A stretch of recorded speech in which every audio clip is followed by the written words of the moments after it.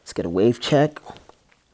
Jesse Abuaji coming to you live and direct. And today I am bringing you my top 10 summer fragrances.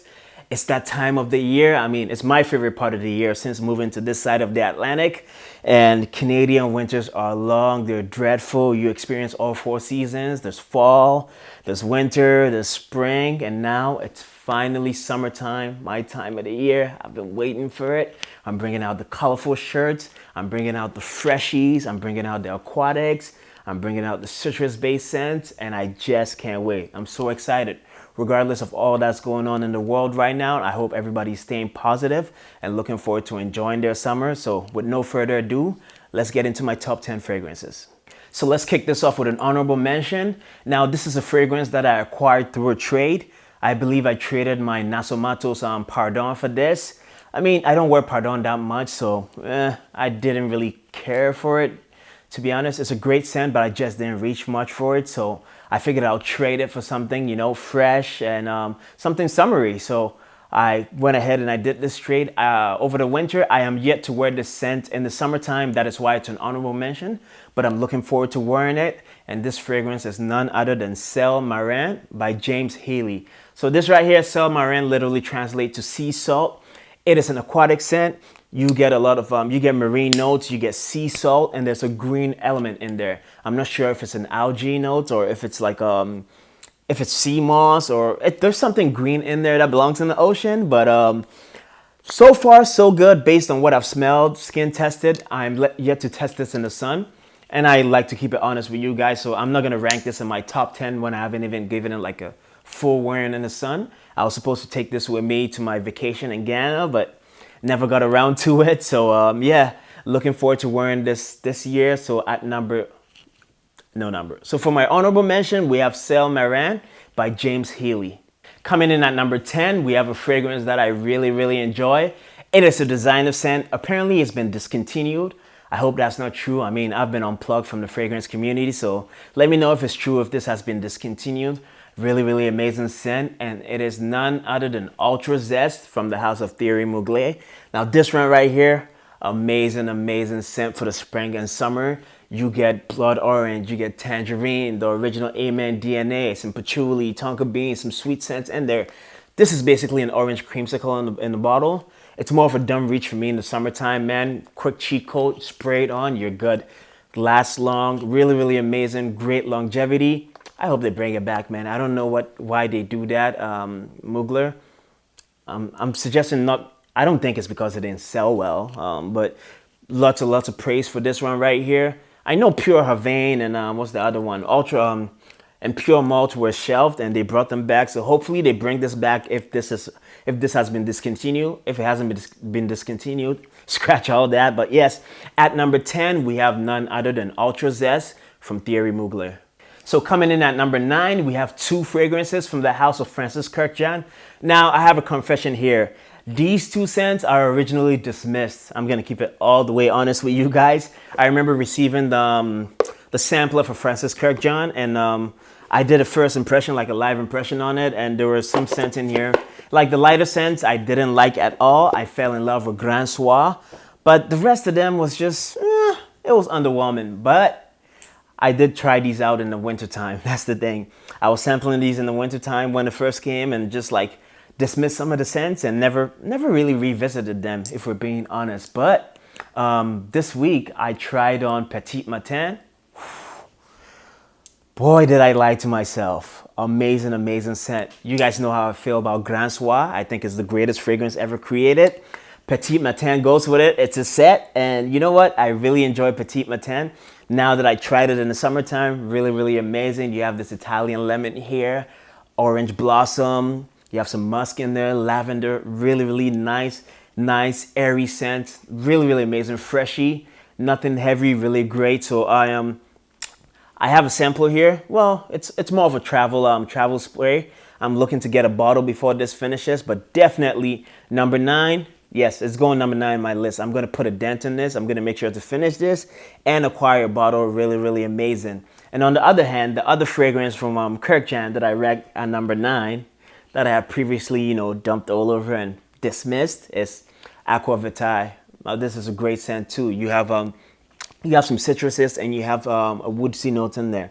I'm not sure what type of wood it is, if it's cedar wood or if it's gaiac or something like that, but also amazing scent. It's more, I think it's more complex and it's more full bodied compared to, what's the name of it?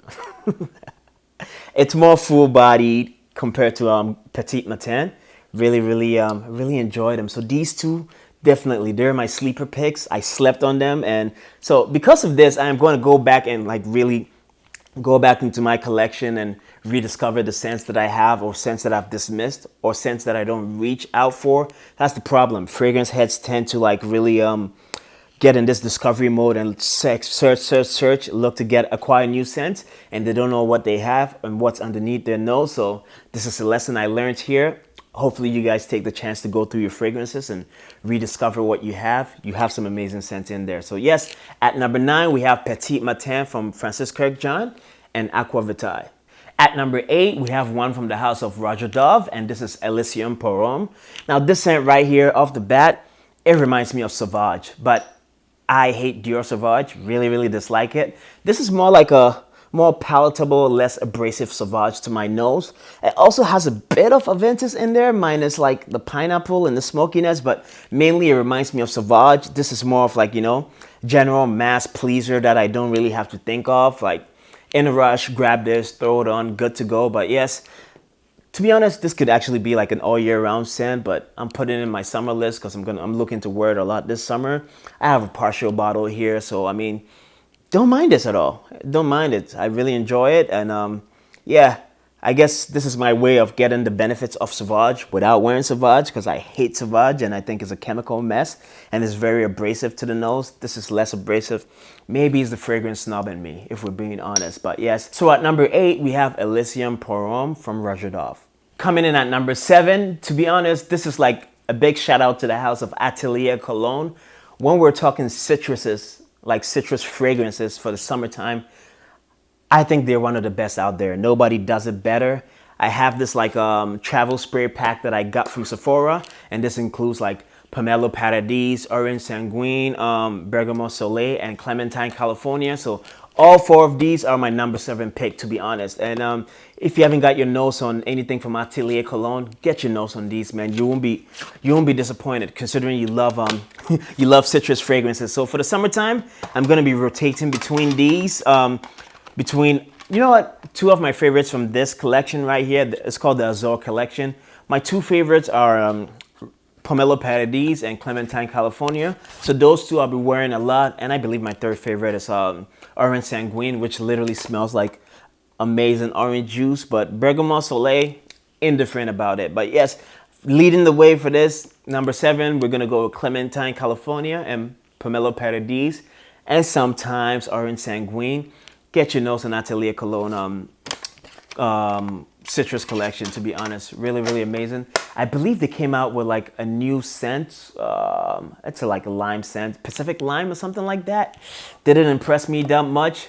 And keep it a buck with you guys. Performance on these is pretty lackluster. Might luster your skin, might not. Try it out regardless. It might be different. You might have a different experience. So yes, at number 7, we have Atelier Cologne's whole citrus collection. At number 6, we have one from the house of Creed. They had to make an appearance at some point, and this is none other than original vetiver. Now this right here, lovely soapy scent. Is it really original? I don't think so. Quite pricey if you can't afford this, or if you don't want to spend the coin on this. You can get Mugler cologne, just as good, to be honest. This is more potent. It's pretty much Mugler cologne on steroids. But yes, summertime when it's hot out, I'm throwing on a suit. I want to feel sharp. I want to feel crisp. I go with original vetiver. Really amazing. Really enjoy this scent. So, I mean, it had to make it on my list, man. So yes, number 6, we have none other than original vetiver from the house of Creed. Coming in at number 5, we have one from the house of Mancera, and this is Sicily. Now this scent right here really impressed me, to be honest. I wasn't expecting much from it. Mancera could be hit or miss sometimes. I mean, it's a good house, but they have such a vast wardrobe that, and at the rate at which they release, you never know what you're getting sometimes. But this right here, really impressed. I mean, it opens up with a gang of citruses. You have some grapefruit there, some mandarin, I believe some bergamot. and then you get this fruitiness. It's like a citrusy fruity scent, and boy, amazing. There's this juicy component with the fruitiness there. There's a peach note that I really, really enjoy. Apparently there's some pineapple in there, but I don't detect much of it. I just get I get the citruses, and I get this lovely, lovely peach note.